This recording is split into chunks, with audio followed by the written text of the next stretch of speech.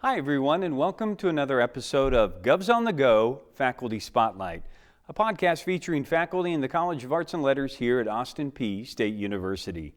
My name is Dr. Buzz Hoon. I'm the Dean of the college. I'm also the host of the podcast. Today, I'm talking with Scott Raymond, Associate Professor in the Department of Art and Design here at Austin Peay. And Scott, thank you so much for joining us on the podcast. Absolutely. Thanks for having me. So, you are a very successful animator, and having worked with DreamWorks Animation and continuing to do all types of professional work. And I wanted to ask to begin the interview, when did you get a feel for that was something you might have some talent in and that you had an interest in and ability in? Sure. Well, I always loved animation and animation movies and things within that realm. And, I always liked to draw as a kid and making comics and flip books and things like that. So I always enjoyed it. I would say about the time I got to college, though, I realized my skills just were not where they needed to be for like an animation career. So I actually went into college in theater and started as an acting major, and that lasted an entire semester. And I was like, no, bad idea. And then I actually changed my major quite a lot, which is not something I like to tell my students too often, but went around to architecture for a little bit. And it was actually in architecture, there was a 3D class because, there was AutoCAD, but also there's 3D modeling, and then you learn how to light and texture and do all that with computer graphics imagery. And that really clicked for me. I went, I always liked computers. I've always enjoyed it. Like I could use this artistic interest, but on the computer, this is great. So I was like, I want to take more classes. And architecture was like, no, that's the one. What? Like, that's it. That's all we do. So I was like, no. So I actually went back to theater, and the set design instructor kind of became one of my mentors. And he was set designer out in Los Angeles, and he had done some 3D work out there and had done some like virtual backgrounds for broadcasting. So I started to kind of train with him and became a theater major all over again to learn how to do 3D graphics. And it clicked for me. I was like, I couldn't draw well enough to be at Disney, but I could work the computer well enough to go work for Disney, sort of in my mind. So I did have to have some more skills in that, so I did go out to a grad school in San Francisco, and I always wanted to be a college professor. Ultimately, that was always the kind of 15, 20-year plan, was to be a college professor, so the MFA needed to happen along that path. And so I went out there and did animation visual effects for grad school, and it just clicked. And being out there where Pixar and Industrial Light and Magic and other studios like the Escape that had done The Matrix had just closed down, but all those people were out there.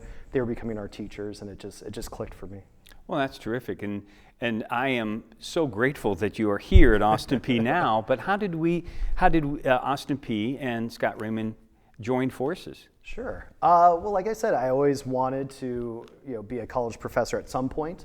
A lot of my mentors along the way had kind of done the same thing, where they went and were really successful in the industry for 20 years, and then at that point decide, okay, time to take a deep breath, raise a family, and you can't do that when you're working 80 hours a week on movies or theater productions. So I had a lot of mentors who had done that path. So that was always my goal.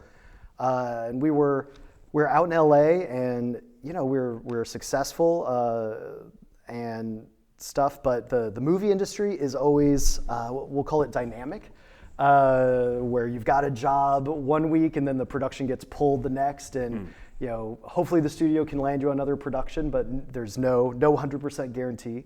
So our joke is we always have a plan B. We also have a plan C. We always have a plan D, just in case. So always kind of putting feelers out, always trying to like apply for jobs and just see what's happening. And so the Austin Peay job came up on our radars. Actually, my wife found it on a job posting. I was like, you should apply to this.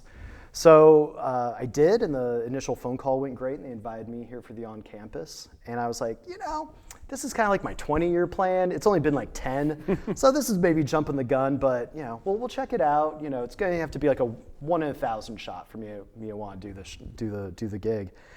And it was the 1 in 1,000 shot. Thank goodness. So after coming here, one, it was an opportunity to start a program from scratch, which was really exciting. I mean, that's a great opportunity to The backstory is they had been teaching one animation class and it was really successful. So when they got a new faculty line, they wanted to have that be an animation line with the hopes of growing a program. So they were kind of like, yeah, you get to make a program. That's an amazing opportunity. And then the other thing is just that the department, the faculty seemed great. They liked each other, they got along, it was very democratic, everyone votes, everyone has a voice. And I'd been through enough different departments in undergrad and grad school that I know that is not the case usually. So I was like, okay, it's this amazing rare opportunity. It's with a good group of people. I'm kind of an idiot to not take the leap and do it. So so we took the leap. So it's worked out great. And you came and built this program in animation and visual effects, and that's a lot of work. For those that don't know, can you talk a little bit about the process of designing everything? Yeah, sure. You know, and it took a while too, just to kind of get a good feel for what the program should be. I kind of came in initially and was like, okay, here's the initial set of classes. And after teaching those for a year and talking to students and getting to know the region a bit better too, kind of went, oh, okay, I was coming in really focused on like animation. But animation is sort of a blanket term for everything else that happens within that industry as well. So, you know, it's not just making things move. It's also designing the characters, designing the backgrounds, writing a script, storyboarding. How do you visually tell the story and the narrative, you know, cohesively? It could go into directing a little bit. It could go into visual effects and live action. It could go into video games. You know, with that, it could be level design versus the actual props and stuff. So there's so much that is kind of under that blanket term of animation. You know, it afforded me the opportunity to say, oh no, this needs to be like a generalist program where you get like a sampling of everything, because the students all had such varied interests too. So part of it was just sort of tailoring the curriculum for a year or two to meet the needs and the interests as best as I could. And then just making the classes and the paperwork that goes with that, and we had to get accredited. So there's a whole nother scope of paperwork and requirements to kind of meet that.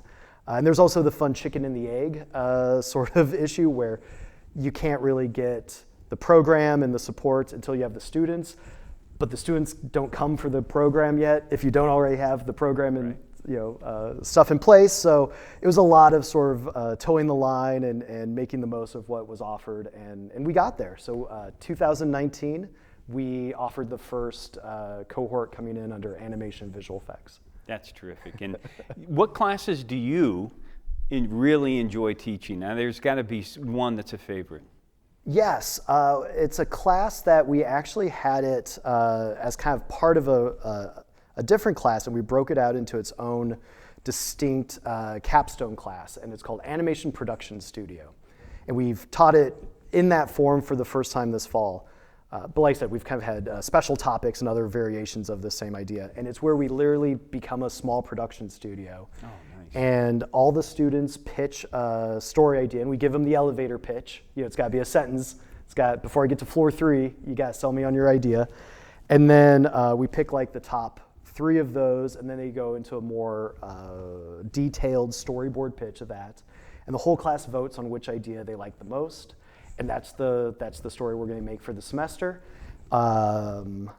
Let's see, we give sort of a survey. We let people say, you know, what are they interested in? Are they interested in the pre-production, the design work, the actual production, animation, rendering, animating side of things? Do they want to do the post-production, like sound and editing? And we sort of cast out the class into the different roles, and we just become a production studio for the semester. And it's great because it mirrors the highs and the lows of a production class or production studio pretty well. So someone drops a ball on something or something gets delayed, everyone panics. It's like, no, that's how it feels. That's what you do in the industry. Or they're like going, oh, I'm spending half my time troubleshooting tech, not creating. I'm like, yeah, that's exactly what it's like in the industry. You spend half your time troubleshooting, a quarter in meetings, and a quarter actually making art. So it's awesome. Been great. That experience is so valuable. And the other thing I can imagine that you enjoy is to actually see the light go on to somebody like you see yourself, as a young person, and in the same way that they are experiencing what you experienced, as you went through your profession. Yeah, absolutely. And I mean, there's always this moment too where like it starts to click, the production starts to, enough pieces have come together and enough have been completed, and you watch the sort of dailies in class and you go, oh, this is a story, or we're invested, or they find those little moments where you got, your heart goes out for the character on screen and it becomes real. And seeing that kind of moment of spark amongst the students is really fun. Like they're, it was like 2 months of just throwing stuff at the wall and trying stuff, and we're is it working, is it not? It's hard to see the forest for the trees. But there's always that moment about 2/3 way through, they go, this is happening, this is going to be great. It's fun. So I'm sure that as you have remained active professionally, people always want to know what has received the most attention that you've worked on. Okay. And then also I want to ask you, what's your favorite? Sure, and those are two different things. Okay. Sort of my joke at DreamWorks was that it was always like the Eye of Sauron from Lord of the Rings, that you'd be working on a movie and it's great, and we'd have all kinds of jokes and plot lines that you're like, there's no way we're getting away with this, no way. But it's still in the next edit. This is great. And then sure enough, Dragons 2 opens and releases and the Eye of Sauron moves to you, and those jokes get cut, or this thing gets jettisoned, or marketing has a suggestion, and you're like, okay. And things just kind of get edited down to what the final process is going to become. So the big productions are exciting because you're part of that. Like I was on Shrek 4. So it's just fun to see Shrek on screen, just to know like, this is something I remember seeing in the theater. Right. It was like the first Oscar winner ever of the best animated film. So you're like, oh my gosh, but that's Shrek on my computer. That's awesome. So that feels great. You feel part of that, but it's such a big process that, you end up being just that little cog in the wheel. And that's fine. That's what you sign up for, So I'm doing this background character here behind that thing for 5 seconds. That's my piece. Okay, great. So, you sort of get creative expression versus the sort of prestige of the work, I guess, or the notability of the work. But my favorite show would actually be Night of the Living Carrots, Monsters vs. Pumpkins, Halloween special spin-off that, of all things, premiered on the Nintendo DS. Wow. So Monsters vs. Aliens had come out, and then they got green light to do a Halloween special on NBC. And I worked on that for about 3 weeks, which was really fun. And that's probably like one of my second favorite ones. It was real small crew, directed by David Ramsey, who went on to do Spider-Verse, but real approachable director, real friendly, so it was great. So then I got asked to join the spin-off of that, which was Monsters vs. Aliens, Night of the Living Carrots. It was these carrots, and they become zombies, and it's just a whole thing. It was like 7 minutes long, and like I said, premiered on the Nintendo DS of all things. Is now on Netflix and on a DVD, but originally you couldn't get it except for a Nintendo DS.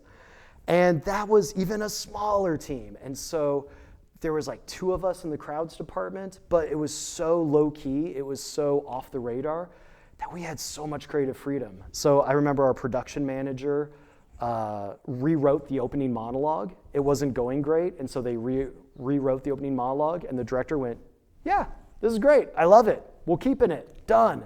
And that was actually the first time I animated on a movie. Before that I was doing crowd simulations, so the background, kind of mid-ground and far away crowds and scenes. But I was like, I want to get into animation. I'd done some animation classes at DreamWorks. So I went in on a weekend, I animated a zombie carrot, doing this, and I had him smack his head into a wall and kind of, shake it off. And so I went to the animation soup, who was Dave Burgess, who animated the genie in Aladdin, really well-known animator. I didn't know this at the time. I probably would have been too embarrassed to ask him had I known that, but I knocked on his door, I go, I animated a zombie carrot, could you take a look? And he kind of same thing, gave me a few notes and goes, yeah, I love it, great. It's in the movie, throw it in there. And so and then that carrot kind of running into some props became a story point later on. So like my animation influenced the story, and the story team and director latched on that bit and revisited it, and everyone was kind of branching out and getting to do other roles. So it was that moment that you kind of picture the movie industry might be like, where you're all sitting down going, how do we make this happen? Let's go figure it out. It was that moment. Yeah. Everything else is a well-oiled machine. Yeah. But you're part of that machine. But that one, you were just kind of, everyone was just kind of free-forming it and just figuring out where you go, and it was really fun. So. Well, I'm going to have to check out Night on the Living Carrot Zombie. A great 7 minutes. So when you see the carrot run into something, that's me. I'll That's think all of me. you. Well, thanks again for being on the podcast, Scott. Sure. And thanks for being here at Austin Peay. My pleasure. Thank you. And thanks to all of our viewers and listeners out there for checking us out the entire year. We will continue to join and do this program next year, but we'll also profile some of the outstanding professors we have here in the College of Arts and Letters at Austin Peay State University. So until next time, stay safe, take care, and God bless.